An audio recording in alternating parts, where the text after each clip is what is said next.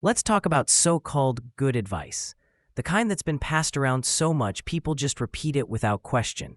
It sounds smart. It looks nice in cursive font over a photo of a sunset. But when you actually try to live by it, no. Here's what happens when you follow it. Let's start with a gentle lie. Don't worry, it'll all work out. Ah, yes, the classic do-nothing strategy. Just vibe your way into problem solving. Ignore every red flag. Let deadlines pass. Let relationships decay, because apparently blind optimism is a substitute for action now.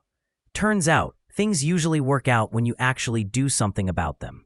But sure, cross your fingers and hope the universe has customer service. This is how people end up spiritually calm and practically screwed. Here's a fan favorite. Just be yourself. Which self?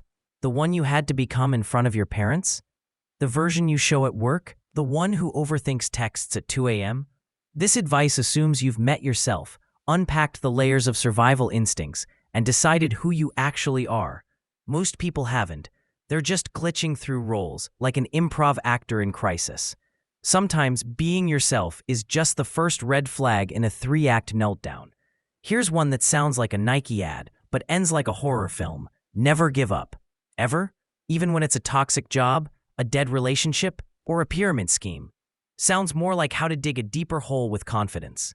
Persistence is only admirable when you're not dragging yourself into the abyss. Sometimes quitting isn't giving up, it's escaping the simulation. And sometimes never giving up just turns into never getting out. This one smells like incense and denial. Everything happens for a reason. Sure, the reason might be you made a terrible decision while sleep-deprived and overstimulated. Or other people exist, and sometimes they do dumb things too. Not everything is a cosmic lesson. Sometimes the universe is just vibing, and you walked into traffic emotionally. If the reason is always cosmic, maybe you're just really good at ignoring patterns. This one's dipped in honey and racked in burnout. Kill them with kindness. Love this one. It's the emotional equivalent of baking cookies for someone who keeps stealing your identity. Some people don't need kindness. They need distance. But sure, pour your emotional energy into polite responses while your sanity dies quietly. Nothing says power like smiling while internally evaporating. Here's the lazy version of trauma healing. Time heals everything. Time heals nothing. You just get better at explaining your damage in socially acceptable ways. What people mean is, eventually, you'll get tired of caring about this, which isn't healing. It's just numbness with better PR. Also, time doesn't heal. It just makes the flashbacks quieter. This one comes with a Frozen soundtrack. Let it go. Just let it go. Like it's a helium balloon and not a complex nervous system reaction, buried in 5 layers of unprocessed trauma. Let it go? Cool. Where's the off switch? Because if you can find it, therapists everywhere would love to know. Pro tip, if you're still repeating it, you haven't actually let it go. This one sounds wise until you try it for real. Good things come to those who wait. Wrong. Good things come to people who ask, adapt, move, negotiate, fail, retry, and occasionally scream into a pillow. Waiting is what you do at a bus stop, not with your entire life.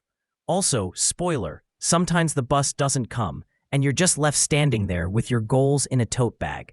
Eventually, waiting turns into emotional voiding. A classic workplace delusion. Fake it till you make it. Here's how this goes. You fake confidence, you fake clarity, you fake joy.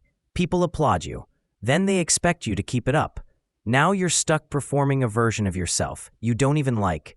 You didn't make it. You just got really good at acting tired. Your LinkedIn looks amazing. Your soul? Not so much. This one's for people who think humans are spreadsheets. If they wanted to, they would. Except when they're emotionally constipated, chronically avoidant, or living in survival mode. This advice assumes everyone is healed, self-aware, and available. They're not. Sometimes they would, but their trauma said nah. But go ahead, cut them off and post about boundaries. Just don't forget you've been that person too. Here's a glitter-coated brick wall. Think positive. This is the mental health version of duct tape. Slap it on your existential crisis and call it growth. Positivity isn't bad, but forced positivity? That's how you end up smiling in photos, while your soul runs diagnostics in the background. Your brain isn't a manifestation board. Sometimes it just wants to panic, and that's valid. Sometimes thinking positive is just ignoring the smoke while the house burns. This one looks great on canvas print. Speak your truth. Right. Until someone disagrees, takes it personally, or uses it against you in a group chat. Speaking your truth feels empowering. Until you remember that most people weren't even listening, and the rest were just waiting for their turn to talk. Turns out, speaking your truth often ends with rehearsing your apology. For artists, dreamers, and the currently unemployed, follow your passion. Cool. Now you're broke, burnt out, and wondering why no one wants to pay you to finger paint your feelings. Not everything you love needs to be monetized. Not every job needs to light your soul on fire. Sometimes passion is just a hobby, and that's fine. Also, it's hard to follow your passion when your passion doesn't pay utilities.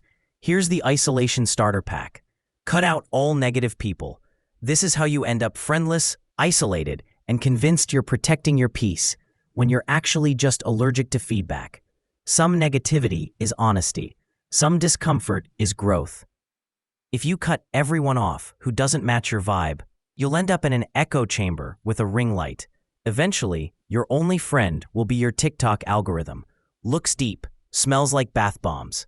Love yourself first. Sounds cute, until you realize you don't even know what that means. Buy candles, take a bath, write "I am enough" in a notebook until it comes true. Self-love isn't an activity, it's a relationship. And like all relationships, sometimes it's messy, confusing, and kind of annoying. You can't love yourself if you've never met yourself. This one brought to you by Nerves and Vibes. Trust your gut. Unless your gut is just anxiety in disguise. Sometimes your gut is accurate. Sometimes it's just childhood trauma, wearing a trench coat. Maybe cross-reference before making major life decisions based on a stomach feeling.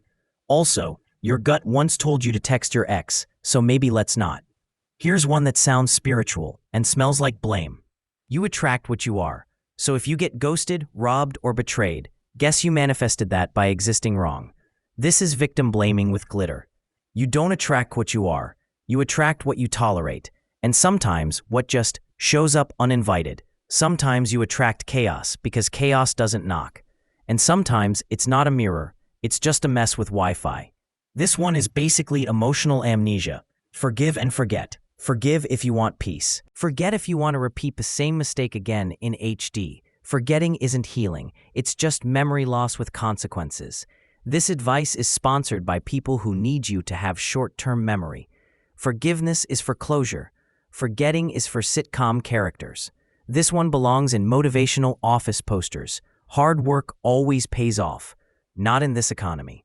Some people work hard and still get nothing. Some people post twice on TikTok and get a brand deal. Life isn't fair. It's just vibes and Wi-Fi. Also, your burnout doesn't come with cashback. You're not climbing a ladder. You're jogging on a treadmill while someone else rides an elevator. So yeah, turns out not all advice is created equal. Some of it sounds good, looks good, feels deep, and still leads you straight into a brick wall. But hey, at least you journaled about it.